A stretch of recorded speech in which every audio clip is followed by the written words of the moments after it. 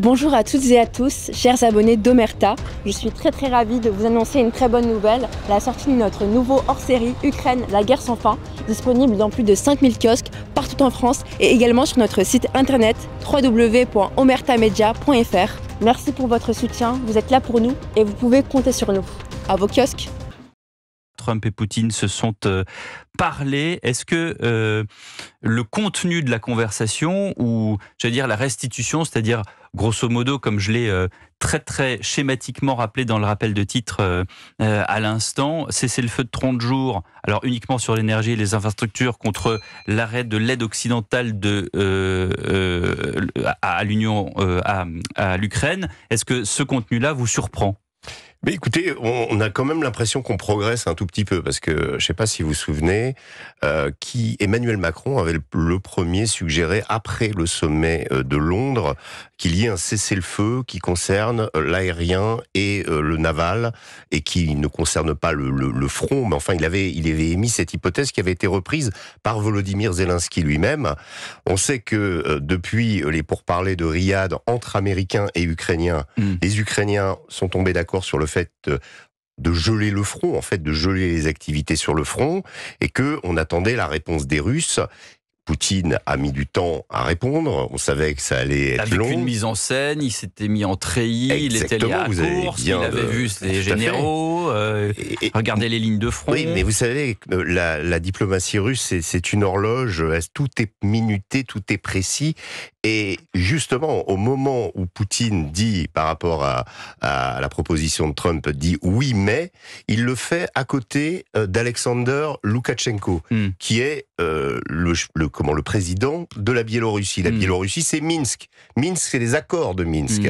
Et si vous voulez, quand Poutine détaille ce qui pourrait se passer, et d'ailleurs le problème de la non-acceptation, on va dire, des 30 jours, parce qu'en fait, 30 jours de cessez-le-feu sur les infrastructures électriques ukrainiennes, ça représente quand même beaucoup de problèmes pour les Ukrainiens en moins. Mais ça ne signifie pas un gel du front à un moment où les Ukrainiens sont dans une situation critique et où les Russes progressent. Si vous voulez. Et là, on parle de la zone de Koursk. Alors, la zone de Koursk, elle a été reprise pratiquement par les Russes le week-end dernier. Il y a eu une sorte d'effondrement des Ukrainiens dans cette zone. C'était une des cartes majeures qu'avait Zelensky dans l'hypothétique échange de territoire qu'il aurait pu faire avec Poutine. Il ne l'a plus. Si vous voulez, le problème, c'est que cette proposition de cessez-le-feu intervient à un mauvais moment pour Poutine, au moment où ses armées précisément avancent. Mais Poutine, ayant vu, on va dire, la comète Trump arriver, parce que je vais vous dire ce qui s'est passé quand on voit en quelques semaines les Américains votant avec les Russes la même résolution pour le règlement de la guerre en Ukraine à l'ONU, les Américains votant avec les Russes. J'ai compris. Oui, mais c'est quelque chose, je vous dis, c'est comme une comète qui arrive une fois tous les siècles. C'est-à-dire que les Russes ne peuvent pas aujourd'hui, à mon sens, griller cette carte américaine. Ces mêmes Américains qui avaient, dès 2014, initié les gels des avoirs des oligarques russes. Oui, tout à fait. Donc là, c'est eux qui ont commencé, c'est pas l'Europe. Bien sûr, c'est eux qui ont commencé. Et Trump, d'ailleurs, était le premier à avoir armé l'Ukraine en missiles Javelin. Il l'a rappelé à Zelensky. Il dit c'était avant Biden. Mais si vous voulez, aujourd'hui, on est dans une situation où les deux se parlent, où les choses visiblement avancent, parce que Poutine a cédé un tout petit peu. Il n'a pas cédé sur le front. Il n'a pas cédé sur le front parce que, je vous dis, il ne veut pas d'un Minsk 3. Il ne veut pas d'un gel du front qui permettrait à l'Ukraine de se réarmer et qui, ensuite, la guerre pourrait recommencer.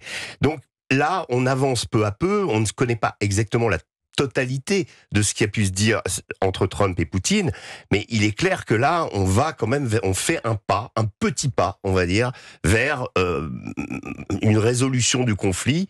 Alors évidemment, ça va pas se faire en 24 heures comme Trump l'avait promis pendant sa campagne électorale, mais il faut le rappeler que pendant sa campagne électorale, la situation était beaucoup plus critique pour les Russes. Elle était beaucoup moins avantageuse. Aujourd'hui, elle est plus avantageuse pour les Russes, donc ça va être plus long, et donc ils vont être plus gourmands.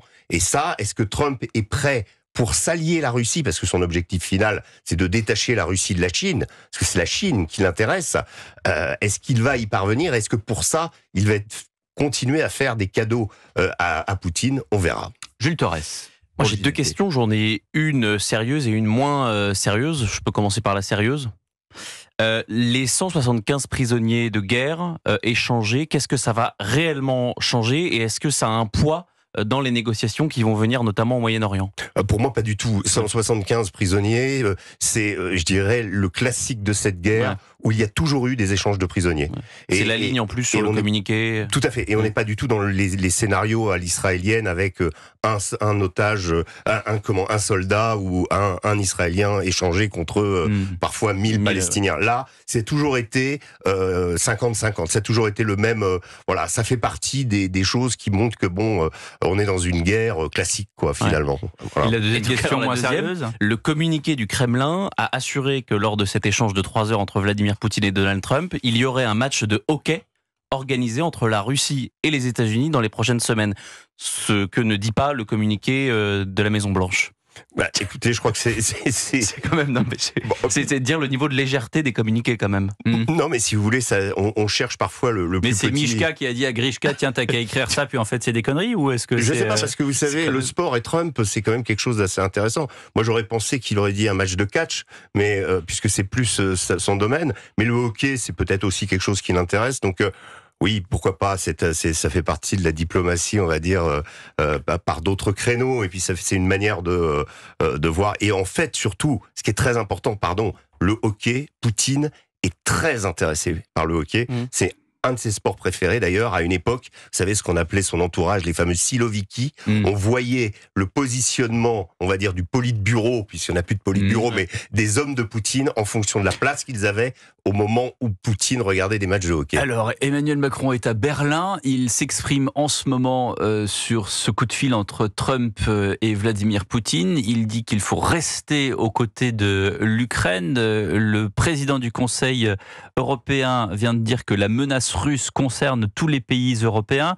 C'est une question qui est en miroir avec cette interview assez choc, j'allais dire, du président de la Douma dans Valeurs Actuelles de cette semaine, Piotr Tolstoï, qui va, j'allais dire, à la russe, parce que quand on évoque la question qui avait été avancée par Emmanuel Macron de mettre des troupes au sol après, comme une sorte de soldat de la paix, une sorte de casque bleu, mais de l'Union européenne, vous avez quand même Piotr Tolstoï qui dit, y compris jusqu'à l'éventualité, comme j'ai déjà dit à vos collègues, de devoir accueillir à Orly des cercueils de soldats recouverts du drapeau tricolore.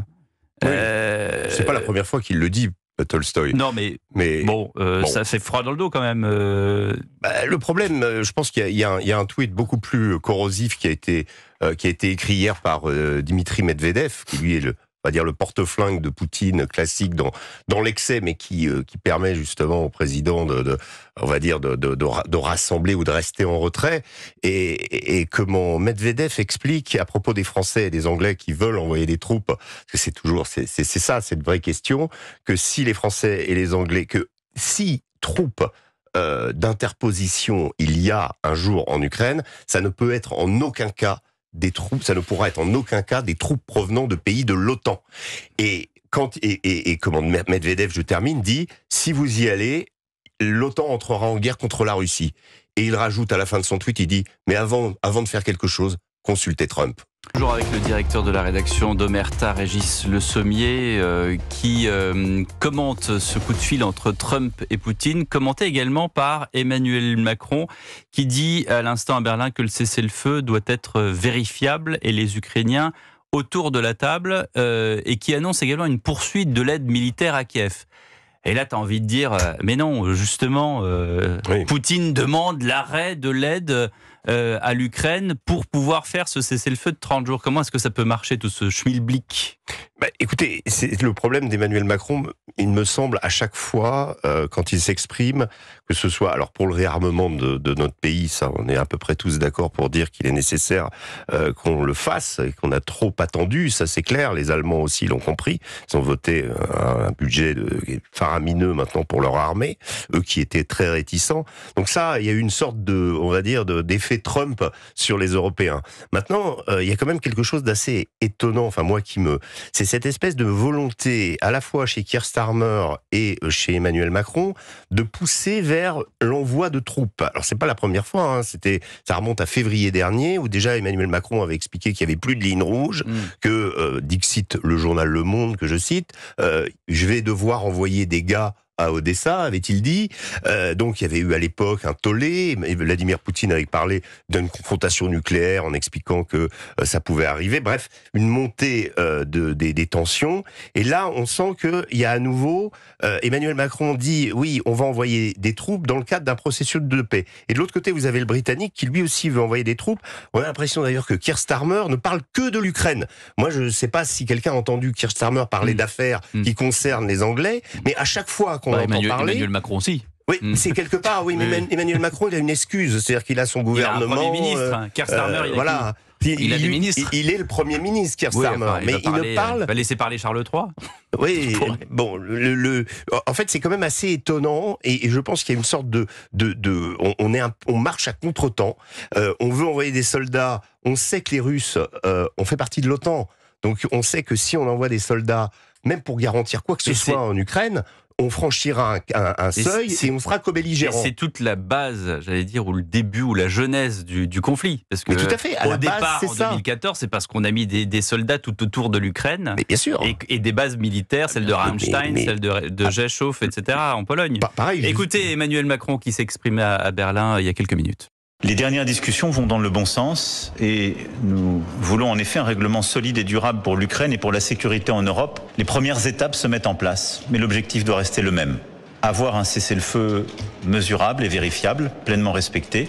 Lancer des discussions de paix détaillées et complètes qui permettront d'avoir une paix solide et durable et les garanties qui vont avec. Cela reste notre objectif et évidemment cela n'est pas concevable sans que les Ukrainiens ne soient autour de la table. C'est là aussi avec constance que nous avons défendu. Monsieur Goldnadel, qu'est-ce que ça vous inspire tout ça? Non mais une question presque de béotien. D'abord, personnellement je ne crois pas du tout à la possibilité de voir les Anglais ou les Français envoyer contre la vie de qui que ce soit des troupes en Ukraine. Les Français sont contre d'ailleurs. Oui, mais non, mais trois quarts des Français. Je ne crois pas, absolument pas. Non, mais alors par contre, sur le terrain, dites-moi si je me trompe. J'ai l'impression que Trump ou pas Trump, l'affaire est tellement maintenant mal engagée sur le plan militaire pour M. Zelensky que je ne vois plus l'intérêt de M. Poutine, qui ne se caractérise pas par la modération, même s'il voulait faire plaisir à Trump, de faire le moindre effort. Est-ce que il est possible, sur le plan strictement militaire, compte tenu du fait que les Ukrainiens maintenant ont du mal à trouver des soldats, est-ce qu'il est possible que tout d'un coup, cessez-le-feu ou pas cessez-le-feu, l'Ukraine ne finissent par complètement céder le terrain jusqu'au bout? Est-ce qu'il n'y a pas ce risque-là? Régis Le Sommier. Alors, vous avez entièrement raison sur le fait que le timing n'est pas bon pour Poutine.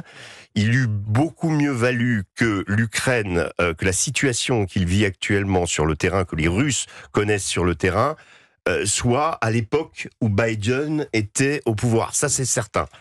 Maintenant, oui, il y a des risques d'effondrement. On a vu à Koursk, par exemple, que l'interruption de la fourniture du renseignement américain aux Ukrainiens les a quand même quelque peu rendus aveugles sur certaines positions. Vous savez, le fameux IRS que partagent les Américains avec leurs alliés, qui est un système de surveillance de grandes oreilles extraordinaire. Excusez-moi, même si ça continue, même si les Américains décident d'envoyer encore des armes, est-ce qu'il n'y a pas quand même un risque d'effondrement? Il y a un risque d'effondrement. En tout cas, pour le moment, ce qu'ont repris les Russes juste après Koursk, c'est le grignotage. Le grignotage parce que leur objectif est de détruire l'armée ukrainienne. C'est pas tellement... Alors, en ce moment, ils ont un tempo opérationnel beaucoup plus rapide, c'est-à-dire qu'au mois de mars, on est le 15 mars, on est combien? Le 17. On est le 18. On est le 18. Le 18 mars, ils ont pris quelques 300 km² d'Ukraine. En février, ils en avaient pris quelques 300 km². Donc si vous voulez, c'est pas beaucoup, mais c'est pas tant ça qu'ils visent. Ils visent à détruire l'appareil militaire ukrainien, y compris avec les fournitures d'armes. Là, ils se sont donnés à cœur joie à Koursk quand les Ukrainiens ont reculé, énormément de matériel occidental a été abandonné, des Cosaques, des Strikers, des véhicules ultra performants qui ont été laissés aux Russes. D'ailleurs, les Russes se sont empressés d'en récupérer certains qu'ils vont montrer dans une parade le 9 mai prochain pour les 80 ans de la fin de la Seconde Guerre mondiale, ça c'est certain. Donc si vous voulez, aujourd'hui, ils ne sont plus à course, donc ils n'ont plus cette portion de territoire russe. Et pour ce qui est des fronts du Donbass, eh bien, on a recommencé le grignotage avec le risque que, une fois les dernières forteresses, Pokrovsk, Toretsk, Sloviansk, Kramatorsk, qui sont les dernières forteresses ukrainiennes du Donbass, une fois qu'elles seront conquises, eh bien, c'est tout plat après. Et les Russes pourraient aller jusqu'au Dniepr et donc conquérir encore plus de territoire. Donc si vous voulez, quelque part, pour les Ukrainiens, pour les raisons, vous avez dit, d'absence d'hommes, le fait qu'on assiste à des scènes absolument horribles de jeunes hommes raflés dans la rue pour aller combattre sur le front, eh bien, pour que ça s'arrête, disons que ça montre bien toute la fébrilité de l'Ukraine aujourd'hui, qui est toujours capable de résister, si vous voulez. Mais ça ne durera pas éternellement, et les Russes peuvent faire une percée à un moment. Une dernière question très courte, avec une réponse courte, même si elle mériterait une réponse plus longue. En quoi est-ce que Trump a intérêt à réintégrer Poutine? Alors moi je le dis contre la Chine, parce que ça c'est une des vieilles obsessions qui remonte à l'époque de Nixon et Kissinger, le fameux voyage de Nixon à Pékin, en 72, dont on se souvient. Et voilà, pourquoi? Parce que la Russie et la Chine, la main dans la main, c'est on va dire un adversaire de taille pour. D'ailleurs, vous remarquerez que Poutine, finalement, du coup, a aucun intérêt à suivre Trump dans cette réintégration. Si, parce que Trump n'a aucune intention de s'occuper de l'Europe. Trump dit inconsciemment aux Européens, débrouillez-vous avec Poutine, quelque part. Il dit, débrouillez-vous avec l'Ukraine, rehaussez vos budgets d'armement, ça c'est ce que dit Pitt. Défendez-vous vous-même. Défendez-vous, parce que nous n'allons pas payer. Et en gros, il va rester 3 blocs. Les États-Unis, alors avec le Danemark, avec le Canada, on verra peut-être. En gros, la Russie et la Chine, il n'y a que ça qui compte, si vous voulez. Et donc, globalement, oui, Trump a tout à fait intérêt à réhabiliter Poutine, et il le fait d'ailleurs aux avantages. C'est quand même presque gênant, d'ailleurs. Merci beaucoup, Régis Le Sommier, de nous avoir éclairé ce soir.